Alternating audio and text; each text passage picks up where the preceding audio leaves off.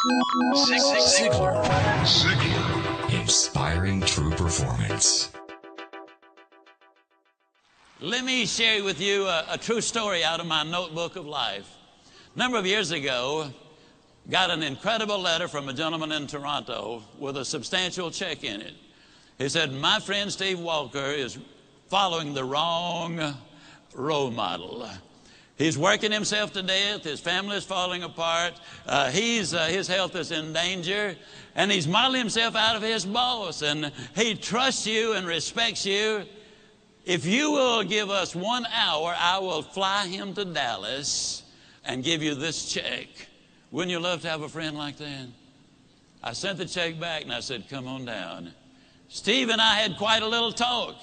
And in our talk, I asked him why he had such a role model. What about this man that made him so completely important in his life? And he said, well, he's the most successful man I have ever known.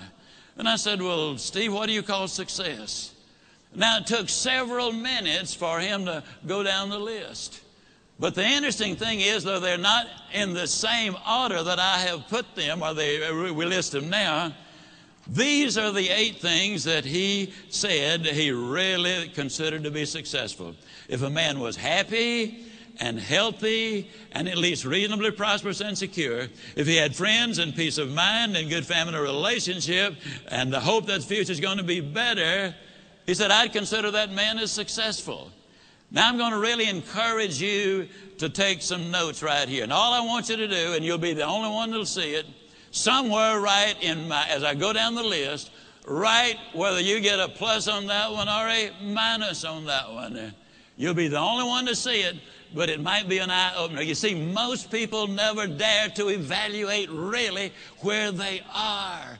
And you got to know where you are before you can really determine your chances of getting what you really want out of life.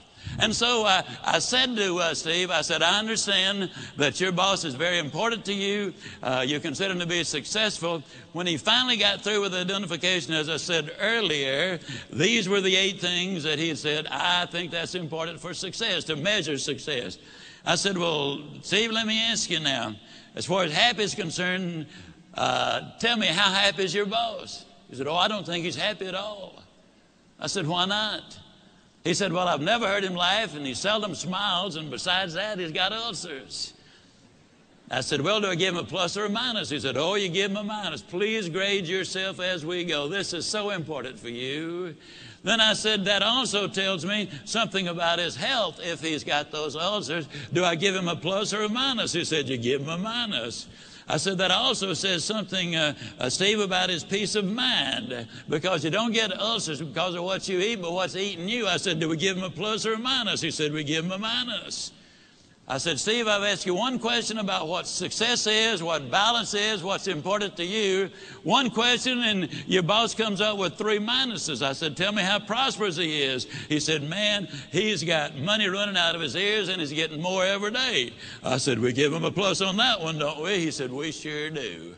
I said, how secure is your boss? He said, well, he's as secure as money can make you. And I said, well, Steve, let me ask you, did you read where 2 billionaire brothers here in Dallas went bankrupt? I said, how does your boss compare? Oh, man, he doesn't have that kind of money. Did you read where our ex-governor was worth $100 million at one point? He's now bankrupt. How does your boss compare? Oh, he doesn't have that kind of money. Now, understand, Steve equated security with corporate position and bucks in the bank. So I said, well, Steve, let me ask you, would we give your boss a plus or a minus or just a question mark on that? He said, let's be generous and give him a question mark.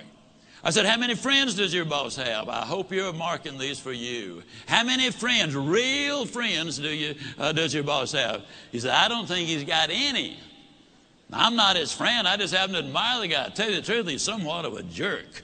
And I said, okay, we give him a minus on that one. I said, tell me about his family. And he said, well, his wife's divorcing him. Well, that one's easy to answer. I said, how much hope does he have for the future? He said, well, before I started talking to you, I thought he had a lot. But right now, I don't think he's got any.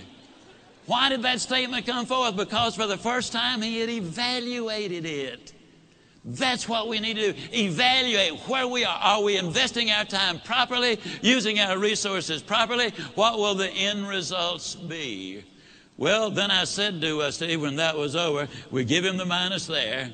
I said, Steve, of the 8 things that you consider marks of success, he gets 1, 2, 3, 4, 5, 6 minuses. He gets 1 plus and 1 question mark. I asked Steve a question. I'm going to ask you the same question. Steve, would you swap places with your boss right now, knowing what you know? He looked at me kind of stunned. He slowly rose to his feet and said, no, I wouldn't. Would you? Ziglar. Inspiring true performance.